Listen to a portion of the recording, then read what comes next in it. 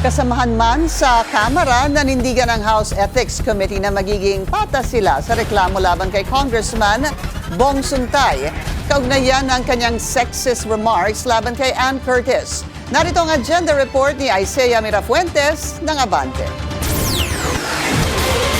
Isang malaking usapin pa rin sa Kamara ang naging pahayag ni Quezon City 4th District Representative Bong Suntay patungkol sa aktres na si Ann Curtis. Kanina, nagkaroon ng closed-door meeting ang mga miyembro ng House Committee on Ethics kaugnay sa mga reklamong kinaharap ni Suntay.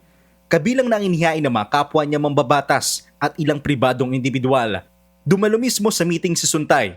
Of course, he would be given time to answer the verified complaint that was filed against him. So it would go through the rules and procedures of the Ethics Committee. May 60 araw ang komite para pag-usapan ang mga reklamo. Nakampihan po namin dito kung ano ang nasa side ng hustisya, kung ano ang nararapat na asal para sa isang miyembro po ng Kongreso. Yun po ang tinitindigan parate po ng Committee on Ethics. Kung sakali man raw humingi ng tawad si Suntay sa kanyang nasabi, ang mga miyembro pa rin ng komite ang magdidesisyon kaugnay sa kahihinatnan ng mga reklamo. Bago nito, naghain ng panukalang batas sa Kamara ang 42 mambabatas na layong proteksyonan ang tinatawag na Women in Politics.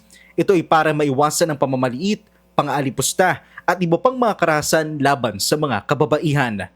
Para sa agenda, Isaiah Mirafuentes, Abante.